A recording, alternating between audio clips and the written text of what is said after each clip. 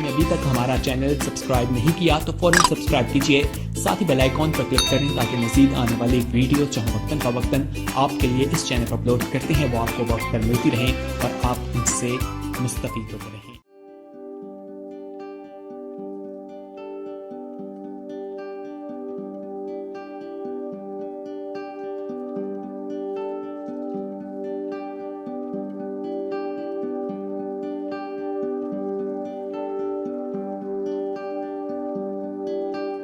खुदावंद यीशु मसीह का शाहाना जो दाखला होता है यरूशलेम में वो आपको मुबारक हो। ये खजूरों के त्योहार से बहुत बड़ा है। खजूरों का त्योहार क्या बल्कि खुदावंद यीशु मसीह जो बादशाहों का बादशाह है उसकी मुबारक याद है। पूरी दुनिया में मसीही लोग इस मुबारक ईद को, यानी ईद का मतलब इब्रानी का जो लफ्ज़ है उसके मानी हैं गवाही देना। और खुदावंद ने खुद पुराने अहदनामा में ईदों को ठहराया था। जब मुल्क मिस्र से निकाला तो कहा कि ईद फसा मनाओ, फिर वो बियाबान में रहे तो कहा कि खैमों की ईद भी मनाओ। मुख्तलिफ ईदें हैं, खुदा ने इसलिए ठहराई थी कि आप याद रखो, है ना, और आने वाली नस्लों को भी बताओ, गवाही दो, अपने बच्चों को बताओ कि क्या हुआ, है ना, क्या वाक़या हुआ। जो बाइबल मुकद्दस के मुताबिक ईदें हैं, यादें हैं, कह लो मुबारक यादें हैं, जो बाइबल मुकद्दस के साथ ही मुताबिकत रखती हैं, वो ईमानदारों को पूरे जोश के साथ, पूरी खुशी के साथ बमा ख़ानदान सेलिब्रेट करना है ताकि लोगों को हम गवाही दें।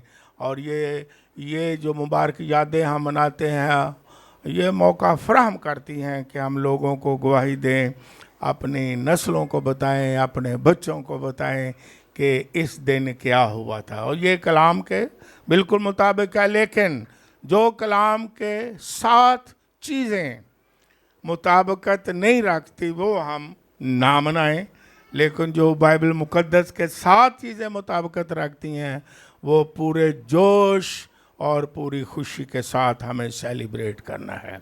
तो ये जो आज का वाक़या हुआ, आज पूरी दुनिया में लोग खजूरों का इतवार भी कहते हैं, पाम संडे, तो ये बहुत अहम है कि हम सीखें इससे और हम याद रखें कि इसके मानी क्या है। और आज भी इसका ताल्लुक हमारे साथ नए अहदनामा में भी क्या है। हम पहले पढ़े निकाले मेरे साथ लूका की मार्फत लिखी गई अंजील मुकद्दस और उसका 19वां बाब मेरे साथ निकालें और उसकी 28वीं आयत से 44वीं आयत तक मैं आपके सामने पढ़ूंगा। जिनके पास बाइबल मुकद्दस है वो खोलें कि ये क्यों हम सेलिब्रेट करते हैं, क्यों पूरी दुनिया में आज जहाँ जहाँ भी ईमानदार हैं वो ये आज ख़ास मुबारक दिन जो है यीशु मसीह का शाहाना दाखला जो है यरूशलेम में याद कर रहे हैं, इबादतें कर रहे हैं, शुक्रगुजारी कर रहे हैं, खजूर की डालियों से यानी लहरा करके उस याद को ताज़ा कर रहे हैं। और हमें ऐसी याद ताज़ा करनी चाहिए। बाइबल मुकद्दस में इस तरह लिखा है, ये बातें कहकर वो यरूशलेम की तरफ उनके आगे आगे चला।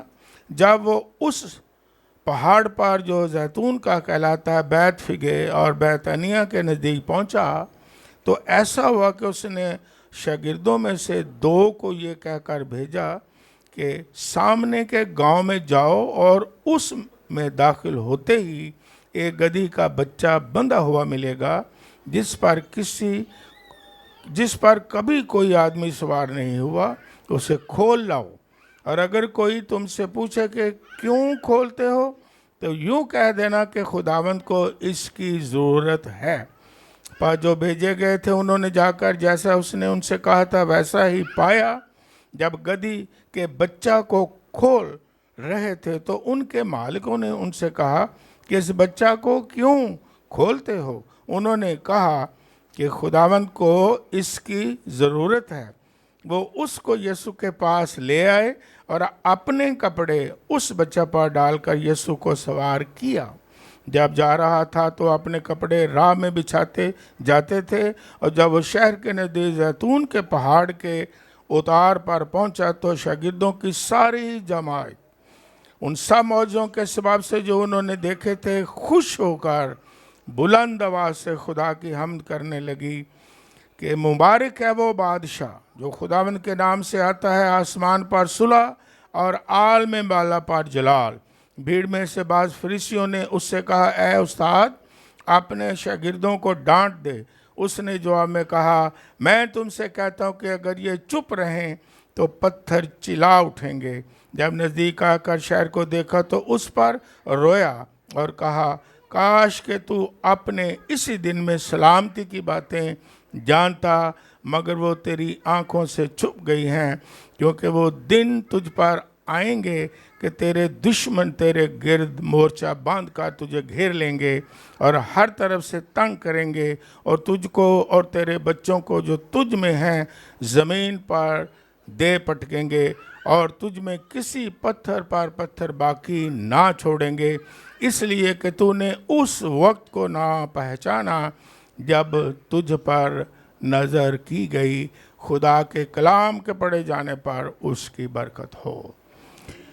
ये जो मुबारक याद, खजूरों का इतवार, खुदा यीशु मसीह का शाहाना अंदाज में दाखिला होता है, ये चारों ही अनाजील में इसका जिक्र किया गया है। और बहुत सारी चीज़ें हम सीखते हैं, याद करते हैं, याद को ताज़ा करते हैं, और फिर हम इससे बरकत भी हासिल करते हैं। बाइबल मुकद्दस में हम देखते हैं कि यहाँ मैंने पूरा हवाला आपके सामने पढ़ा है, और कलाम मुकद्दस में एक एक चीज़ जो मैंने पढ़ के सुनाई आपने सुन ली, लेकिन चंद बातों पर हम ही इस वक्त गौर कर सकते हैं। जब खुदावंद पहली बात यीशु मसीह ने गांव में भेजा शागिर्दों को कि जाओ एक गधी का बच्चा जिस पर कोई सवार नहीं हुआ आपको मिलेगा, उसे खोल के ले आओ, और जब मालिक पूछे भी ये क्या कर रहे हो, तो तुम क्या कहना कि खुदावंद को इसकी ज़रूरत है। खुदावंद को किसकी ज़रूरत है? जी हाँ, ताकि आप सीखें। किसकी ज़रूरत है? गधे। किसकी ज़रूरत है? हाँ, लिखा हुआ है गधी का बच्चा। कोई पूछे क्या करना है तो कहना खुदावंद को गधा। क्या हम इससे सीखते हैं कि खुदावंद को ज़रूरत है इसकी, गधे की। यह तो पेशन गोई भी की गई थी। और गधे से हम क्या सीखते हैं? गधे के जो पॉजिटिव पहलू हैं उनको हम लेते हैं। हमेशा मैंने सिखाया कि हर चीज़ के दो पहलू होते हैं, और बाइबल में देखें ये कौन सा पहलू किस वक्त लिखा गया है। जिस तरह शेर है ना, और शेर इबलीस को भी कहा गया है कि वो शेर बब्बर की तरह दहाड़ता है, उसका नेगेटिव पहलू लिया गया है, खूनखार है, मारने वाला है। लेकिन ये भी लिखा है कि खुदावंद यीशु मसीह भी क्या है ना, लिखा गया ना, वो भी शेर है, दाऊद का, यहूदा का बब्बर है। तो उसमें वो जो खूबी है, ताकत है, जुर्रत है, शुजात है वो जंगल का बादशाह है, वो पहलू लिया गया है। तो गधा की ज़रूरत है उस वक्त भी और आज भी, जो अच्छे पहलू हैं। वैसे तो लोगों ने उसका नेगेटिव पहलू ज़्यादा लिया है। जा गधा जा है भी खोता जी, कहते ने कि नहीं, अक्सर कहते ने बच्चे, जा गधा है, जा खोता ही है तू। लेकिन उसके मुस्बत पहलू पर कम लोग गौर करते हैं, कम लोग ध्यान देते हैं। क्यों खुदा में यीशु मसीह ने कहा कि इसको जरूरत है, खुदावन को इसकी जरूरत है। पहली बात, हम जल्दी से चंद बातें सीखेंगे कि उस दौर में जो गधे पर सवार होता था वो सुलह और सलामती का बादशाह होता था।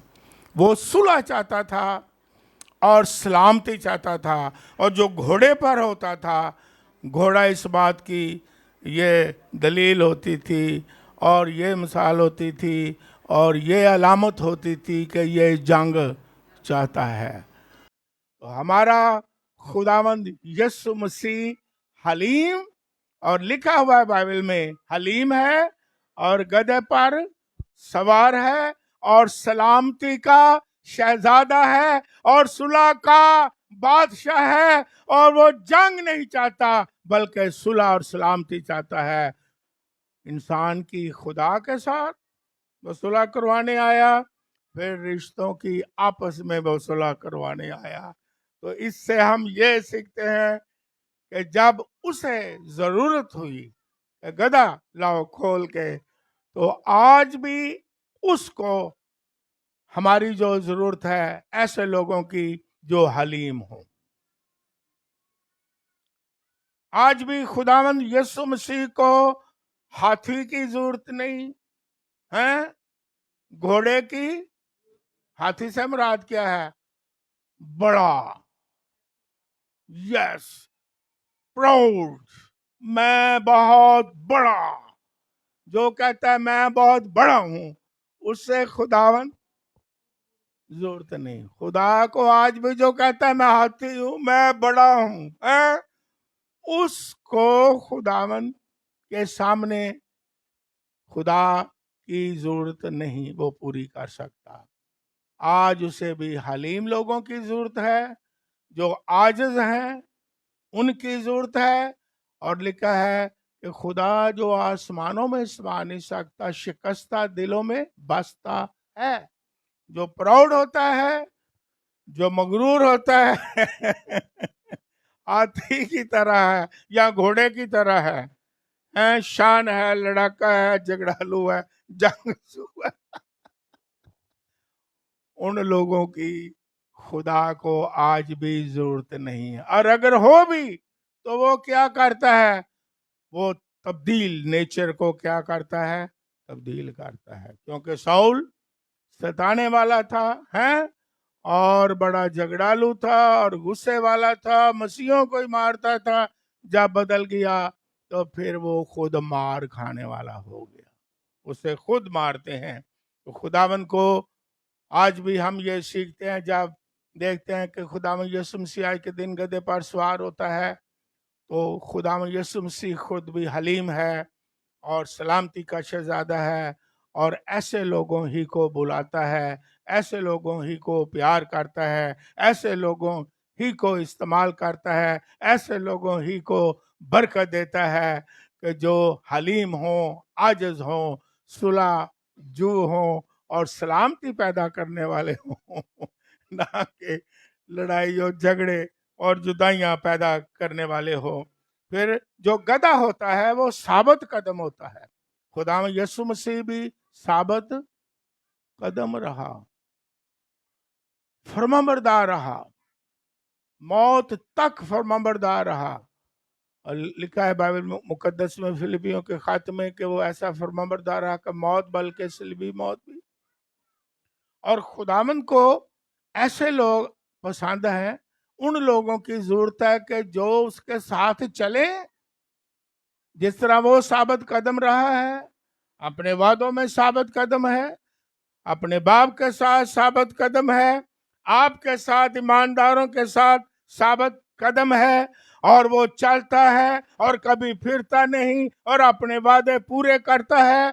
और वो ईमानदारों को भी चाहता है कि जो उसके साथ चलते हैं वो साबित कदम हो, वो भी मौत तक क्या हो? वफादार। और ये सबसे बड़ी खूबसूरती है ईमानदार की कि वो हर हाल में क्या रहते हैं? साबित कदम रहते हैं। वो हर हाल में खुदा के साथ फरमंबरदार रहते हैं। वो मौसमी नहीं होते हैं या सुख में ही चलते हैं, बल्कि वो भी ईमानदार भी दुख में और सुख में खुदा के क्या रहते हैं, वफादार रहते हैं, साबित कदम रहते हैं। फिर एक और खूबी है गधे की कि वो लादू है, लादू का बच्चा, बाइबल में भी लिखा हुआ है, भार उठाने वाला है, बोझ उठाने वाला। और खुदावंद यीशु मसीह ने हमारे सारे बोझ, हमारे सारे गुनाहों को अपने ऊपर उठा लिया और हमें आजाद कर दिया है। और ऐसे लोगों को वो पसंद करता है कि मेरे पास लेके आओ, जो बोझ उठाने वाले हों, जो दुख उठाने वाले हों। है जब गतसमनी में, बड़ी शामें गतसमनी आजकल, शुक्र है कि आस्ता आस्ता खुदा के खादमों ने थोड़ा थोड़ा सिखाया, उसका असर हो रहा है। मैं बड़ी मुबारकबादी देता हूँ। आज शाम कलवरी से इस्तेलाह कुछ चेंज हुई, अब शान कलवरी हो रहा है। तो शाम को बोले शाम खत्म हो गई है, अब शाम शुम खत्म हो गई है। आज तो मैं बड़ा खुश हो रहा हूँ और मैं उनको मुबारक देता हूँ जिन्होंने ये आजकल प्रोग्राम रखे हुए हैं शान कलवरी, क्योंकि यीशु मसीह और उसकी सलीब ही हमारी शान है। अब वो शाम खत्म हो गई है, वो शाम शान में बदल गई है। हालेलुया। पहले सलीब का निशान क्या होता था? लानत। पहले सलीब का निशान क्या होता था? नदामत। पहले सलीब का निशान क्या होता था? मलामत। पहले सलीब का निशान क्या होता था? शर्मिंदगी। लेकिन जब इसे यीशु मसीह ने सलीब पर जान दी, उसकी हैसियत बदल गई और अब वो शाम नहीं, मलामत नहीं, वो शान है और जलाल है। और जिस तरह मैं कहता हूं गले की जीनत है, कारों में क्रिश्चियन लोगों ने लटका के उसकी अजमत को और यानी ऊपर किया है, और बादशाहों ने, क्रिश्चियन लोगों ने अपने झंडे में सलीब को लगा लिया है। अब वो शाम शूम खत्म हो गई है। आज मैं मुबारकबादी देता हूं उनको जिन्होंने बड़े प्रोग्राम रखे। मैं बड़ा खुश हो रहा था कि इस्लाहात आस्ता आस्ता चेंज हो रही है, कलीसिया आस्ता आस्ता रूहानी मैच्योर हो रही है। आप शान कलवरी यस रखें, उसकी शान को बढ़ाएं, ना कि उसकी शान को कम करें। तो बाइबल मुकद्दस में हम देखते हैं कि हम क्या ये सीखते हैं कि ये जो अलामत है गधे की, इससे हम क्या सीखते हैं कि खुदावंद बादशाह है। हालेलुया।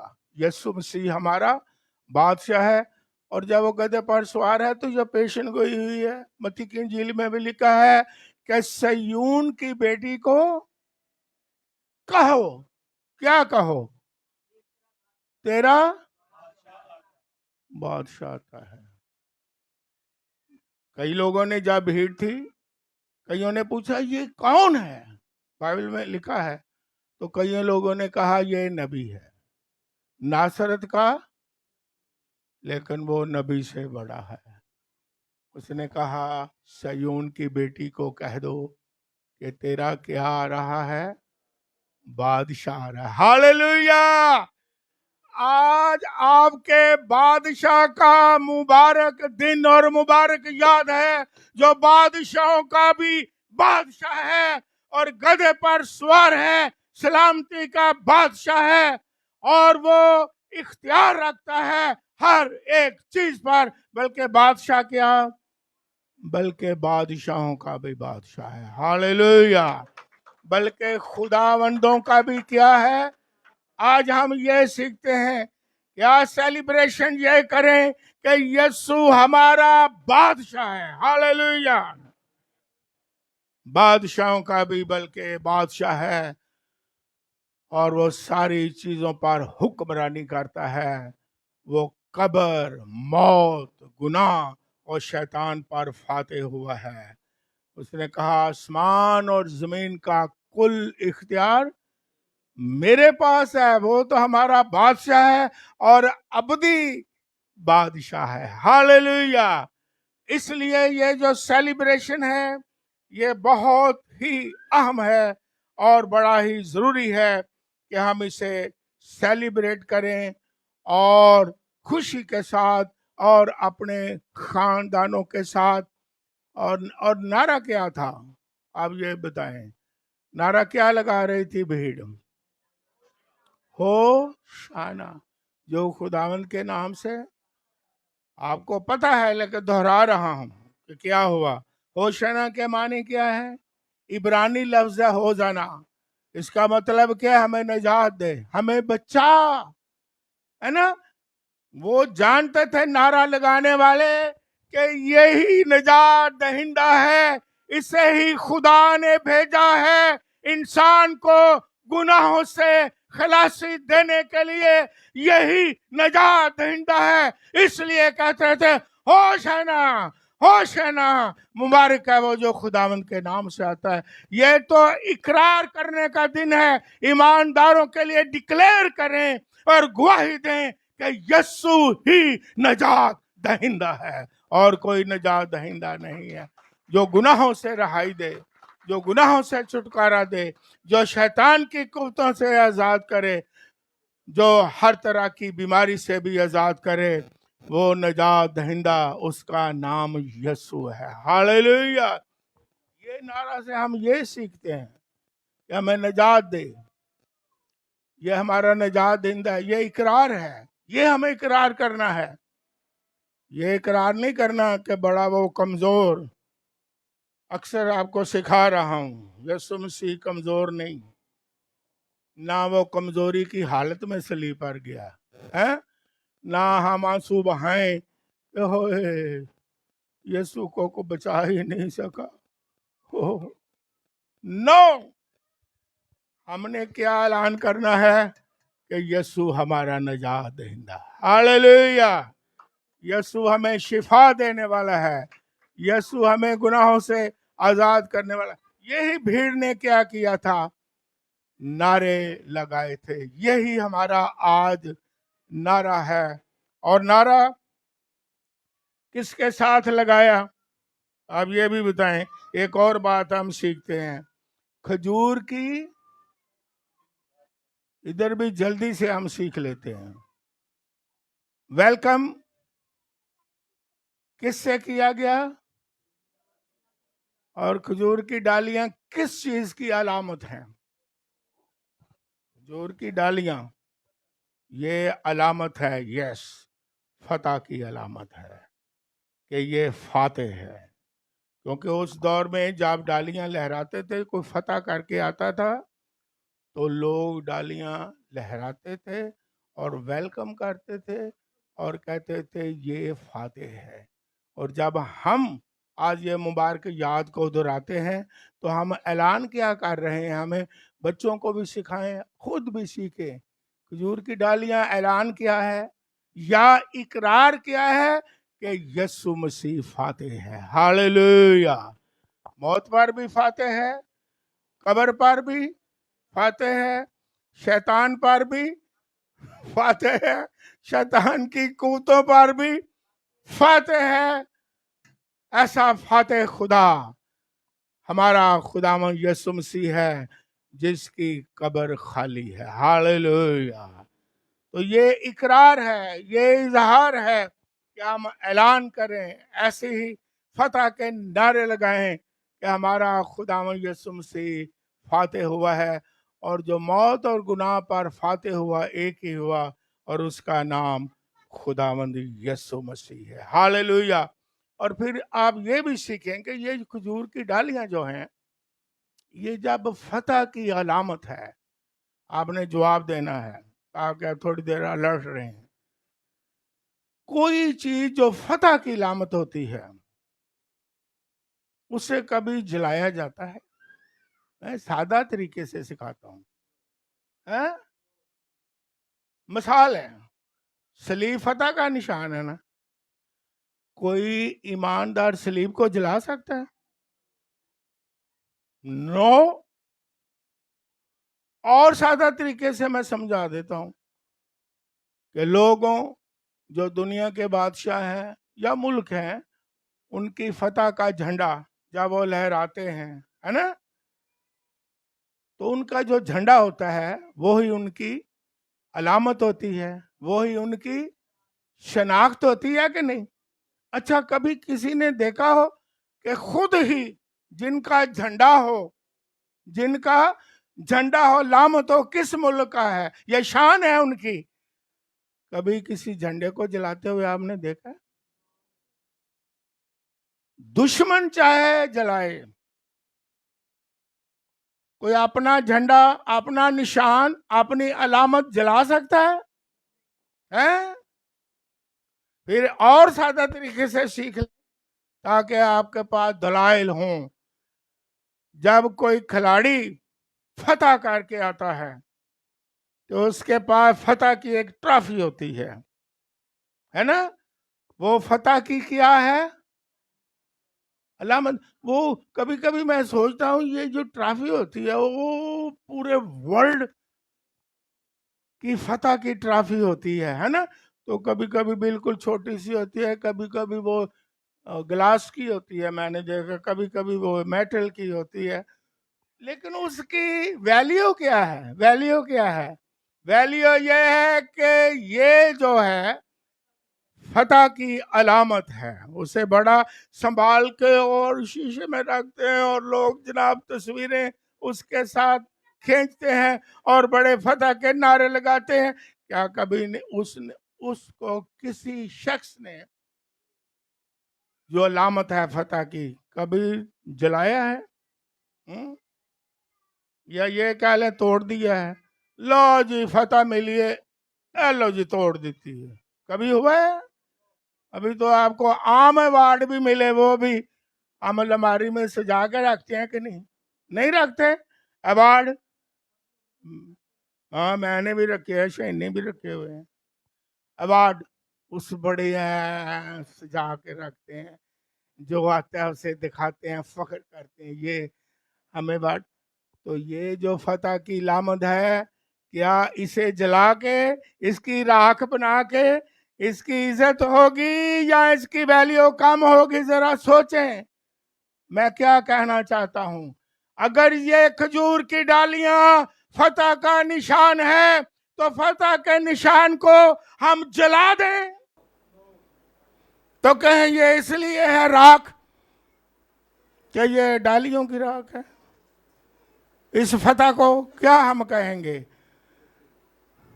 मिट्टी में डाल दिया, इस सलामत को खाक में मिला दें? हैं? नो।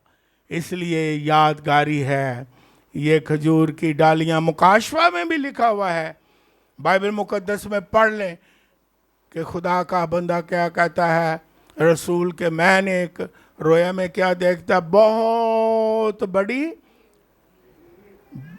बड़ी भीड़ जिसे कोई गिन। ये मुकाशवा की किताब में लिखा हुआ है। हर अहले जुबान, अहले कौम, अहले कबीला से लोग थे और वो सब के सब तख्त के आगे खड़े होके और क्या कह रहे हैं बाइबल मुकद्दस में? वो कह रहे हैं, नारे लगा रहे हैं, हाथों में डालियां हैं, खजूर की डालियां। पढ़ लें मुकाशवा की किताब में। आने वाले दौर में एक अलामती तौर पर है, अलामती तौर पर, फिजिकली नहीं लेकिन अलामती तौर पर है कि खजूर की डालियां उस बड़ी भीड़ ने पकड़ी हुई है और नारा क्या लगा रहे हैं कि नजात खुदा के बरा की है जो तख्त पर बैठा हुआ है। ये तो नारा नजात का नारा है, अलामत जो है नजात के लिए है। और ये अलामती तौर पर मुकाशफा में लिखा है, अगरचे फिजिकली तौर पर ये टहनियाँ ना होंगी लेकिन ये अलामत कितनी ज़्यादा अहमियत की हामिल है भाइयों बहनों। इसलिए आज ईमानदार जो हैं इस अलामत को, खजूर की डालियों को लहरा करके याद करते हैं कि नजात खुदा के बरा की है। हालेलुया। और खुदावंद ही यीशु मसीह ही बादशाह है, अबदी बादशाह है। इसलिए हम ये हर साल पूरे जोश व खरोश के साथ क्या करेंगे? सेलिब्रेशन करेंगे, ये ईद मनाएंगे, ताकि गवाही हो कि इसके मानी क्या है, इसका मतलब क्या है, और फिर अपने बच्चों को भी बताएं, लोगों को भी हम बताएंगे। फिर जल्दी से मैं एक दो और बातें कहता हूं, फिर हम दुआ करते हैं। बाइबल मुकद्दस में एक और भीड़ में ग्रुप था, वो लिखा हुआ है, आप मैंने पढ़ा भी है। मजहबी लीडर, आलिम और स्कॉलर, फकीही और फरीसी और सरदार काहिन, ये बाइबल में लिखी बातें हैं, क्यास राय की नहीं। जब उन्होंने देखा कि वो होशना करते हैं, यीशु मसीह को नजात दहिंदा मान रहे हैं, तो सरदार काहिनों, ये लिखी बातें हैं, क्यास राय की नहीं, फकीही फरीसियों ने जो शरा के आलम थे, क्या कहा? क्या कहा? ए उस्ताद, हाला आप भी आलम थे, यीशु मसीह को क्या कहते हैं? ये मैंने अभी पढ़ा है। ए उस्ताद, हाँ सरदार काहिन, जरा नोट करें जो मैं करवाना चाहता हूं, आपका ज़हन खुल जाए। मजहबी लोग, प्रीस्ट, स्कॉलर, तफसीरें करने वाले, ए उस्ताद, तेरे जो शागिर्द हैं उन्हें बड़ी तकलीफ हो रही थी कि इन्हें निजात दहिंदा मान रहे हैं, इन्हें क्या कर, डांट और चुप करवा। और यीशु मसीह ने क्या कहा? भाई इन्हां दी मजहबी लीडर ने, सरदार काहनवी ने, बड़े बड़े आलम ने, तो इन्हां दी गल मान के यीशु ने क्या, यार जरा नारा हौली मारो जी। यीशु ने क्या, चलो ये है, बड़े बड़े ने, बड़े सरदार ने, चीफ ने, चलो यार जरा शोर घट करो। यीशु मसीह ने ये कहा? अच्छा, यीशु मसीह ने क्या कहा, आप ही बताएं।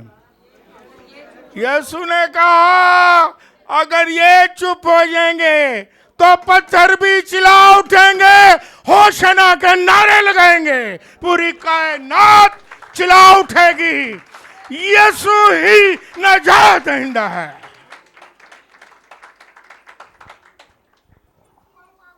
आज भी मजहबी लोग आपको चुप करवाते हैं। आज भी मजहबी लोग, स्कॉलर, चीफ, सरदार, सच्चाई जब आप बताएंगे, आपका मुंह बंद करने की क्या करेंगे? आपको चुप कराने की क्या करेंगे? कहेंगे तेनू बहुत बताए, स्कॉलर ऐसी है या तू है, चीफ ऐसी है या तू है चीफ। भाई चुप करवाने की कोशिश करेंगे, करते हैं ना आज लोग भी, ज्यादा मजहबी। चुप, सच्चाई ना बताओ, चुप, ऐलान ना करो, चुप, जो कुछ हम कहते हैं वो करते जाओ, चुप, जो कुछ हमने कहा है वो ही मानो। लेकिन वो चुप हुए? वो नहीं हुए। हालेलुया। और ईमानदार चुप होंगे? आप चुप होंगे? प्रस्तुत करने के लिए चुप होंगे? उसका ऐलान करने के लिए चुप होंगे? खामोश हो जाएंगे? नो, आप नहीं हो सकते, क्योंकि आप यीशु मसीह के बेटे और बेटियां। हालेलुया। खुदा के लोग तो और ज्यादा चिल्लाएंगे, और ज्यादा शोर करेंगे, और ज्यादा नारे लगाएंगे। और आज भी शैतान ईमानदार को चुप कराने की क्या करता है? कभी कभी हालात हमें क्या कर देते हैं? चुप करवा देते हैं। कभी कभी मजहबी लोग हमें क्या करते हैं?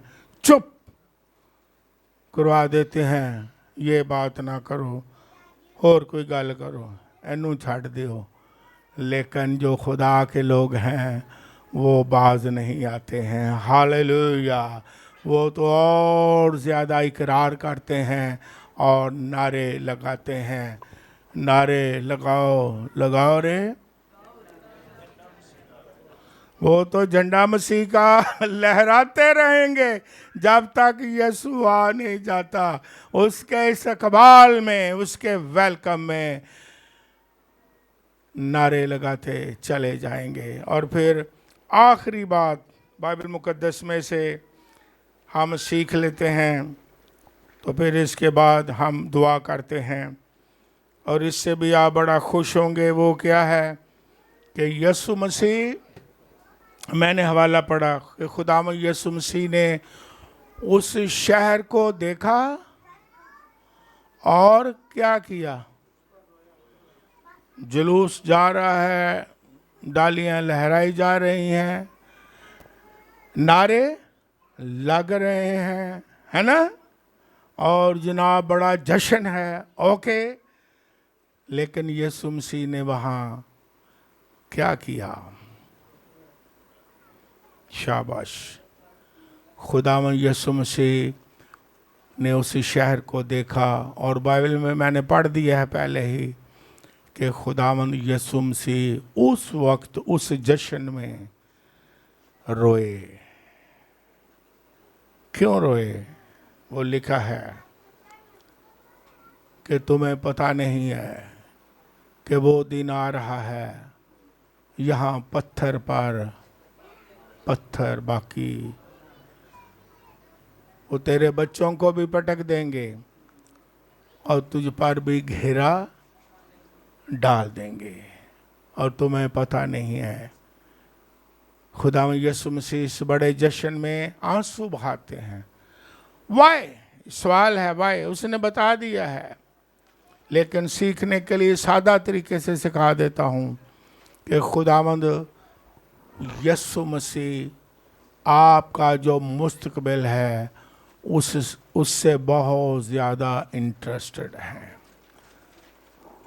खुदावंद यीशु मसीह को आपके मुस्तकबिल की भी फिक्र है, यहाँ रहते हुए भी फिक्र है, लेकिन इन सारी बातों के साथ उसे आने वाला जो फ्यूचर है, आने वाला जो जहान है, आने वाला जो मुस्तकबिल है, उसकी भी आपके लिए क्या है? ख्वाहिश है आपके लिए कि इनका फ्यूचर अच्छा हो। और पढ़ लें वाइस की किताब में, खुदा का बंदा लिखता है वाइस की किताब में कि हर एक चीज़ का आगाज़, हर एक चीज़ के आगाज़ से उसका जो आखिर है वो अच्छा है। ये बाइबल में लिखी बात है, पढ़ लेना वाइस की किताब में, कि अगर शुरू अच्छा भी हो तो एंड अच्छा ना हो तो खुदा को ये भी खुशी नहीं है। अगर जो स्टार्ट है वो कमज़ोर भी है, लेकिन एंड आपका अच्छा होता है। किसी भी चीज़ में खुदा उसमें दिलचस्पी रखता है। तो खुदा इतना आपको प्यार करता है, ना सिर्फ इस ज़मीन पर आपको बरकतें देता है, बल्कि आने वाले जहां की भी क्या करता है? फिक्र करता है। या पतरस ने कहा हम सब कुछ छोड़ के तेरे पीछे हो रहे हैं, हमें क्या? तो यीशु ने कहा यहाँ भी तुम्हें 100 गुना, मतलब 100 गुना का मतलब यह है कि किसी चीज़ की कमी, ये है मतलब 100 गुना का कोई कमी। और खुदा हमारी सारी ज़रूरतों को क्या करता है? बार वक्त पूरा करता है। किसी चीज़ की कमी होने देता है? नो। अगर कमी हो तो वो क्या करता है? हमारी कमियों को पूरा करता है। लेकिन इसके साथ यीशु मसीह ने पतरस को क्या कहा? यहाँ भी 100 गुना मिलेगा और आने वाले जहान में हमेशा की आपको जिंदगी मिलेगी।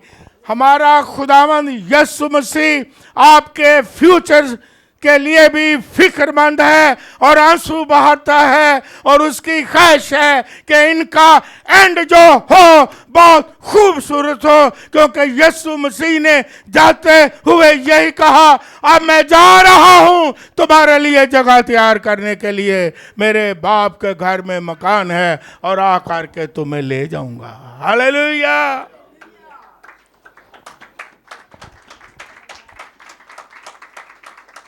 ऐसा खुदावन जो इस जमीन पर भी बरकतें देता है, फिक्र करता है, और आने वाले मुस्तकबिल का भी आपका फिक्र करता है। जिस तरह माँ बाप बच्चों के मुस्तकबिल के लिए क्या होते हैं, फिक्रमंद होते हैं कि नहीं? यहाँ से सीख लो सादा तरीके से। माँ बाप कोई भी है, किसी भी हैसियत में है, वो ज़्यादा अपने से फिर ज़्यादा फ्यूचर किसका देखते हैं? अपने बच्चों का फिक्र यानी मुस्तकबिल सोचते हैं। उनको क्या लगी होती है? फिक्र लगी होती है। अपनी चाहे भूल जाए तो हमारा खुदा, हालेलुया, यीशु मसीह ने मिसाल दे दी कि तुम बुरे हो के अपने बच्चों को अच्छी चीज़ें देना जानते हो, बुरे हो के हैं? कौन सा बाप है जो बेटा के मामा पापा आज मछली खानी हो, कल पुत्र साप खा? ये बाइबल में यीशु मसीह ने कहा है। अगर कहे मामा मामा मामा भूख लगी है, ब्रेड खानी हो, कह पत्थर खा। यीशु मसीह ने दलील ऐसी दी थी, को माँ ऐसा कह सकती है? वो तो अपने मुंह से भी निकाल के दे देगी। हालेलुया। माँ बाप ऐसा करते हैं कि नहीं? हैं? आप खाएं ना खाएं, आप अपने बच्चों को अच्छी चीज़ें देते हो कि नहीं? तो यीशु मसीह ने दलील कैसी दी कि जब तुम बुरे होकर ऐसा करते हो तो तुम्हारा आसमानी बाप जो है ये अच्छा है। हालेलुया। तुम्हें अच्छी चीज़ें मुस्तकबिल में क्यों ना देगा, तुम्हें खाने और पीने की चीज़ भी देगा, और तुम्हारा मुस्तकबिल उसके हाथ में है। हालेलुया। और जब कोई इस दुनिया से भी जाएगा तो उसके लिए ऐसी चीज़ें रखी हैं कि एक आयत में ये लिखा है कि जो ना, अब गौर से सुने, ये बाइबल में लिखी बात है, जो ना कानों ने सुनी, ना आंखों ने देखी, शाबाश, ना इंसान के ज़हन और ख्याल में आया, वो सारी चीज़ें खुदा ने अपने मोहब्बत रखने वालों के लिए रखी हुई। हालेलुया। आप उनको सोच भी नहीं सकते, कभी आपके ख्याल में नहीं आता कि खुदा ने फ्यूचर में आपके लिए और एंड पे खुदा ने आपके लिए क्या क्या बरकतें रखी हैं, वो आपकी क्या करता है? फिक्र करता है। और अगर कहाँ को गड़बड़ हो तो इस आज के दिन में हमने ये भी सीखा है, वो आंसू भी बहाता है, वो आंसू भी बहाता है, क्योंकि उसे हमारी फिक्र है। वो खुश भी होता है और फिक्र भी करता है। और अगर फिक्र है आपको तो वो कहता है अपनी सारी फिक्रें किस पर डालो,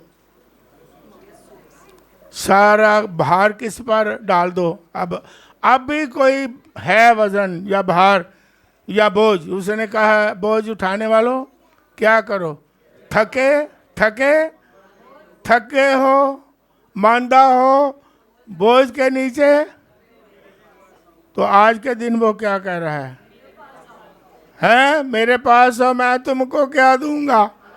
आराम दूंगा। Hallelujah, hallelujah. इसलिए हम यीशु मसीह के जलाल के लिए, जो हमारा बादशाह है, होशाना के नारे भी लगाएं और उसके लिए जोरदार तालियां बजाएं, जो हमारा बोझ उठाता है। इसलिए उसे पसंद गधे की सवारी।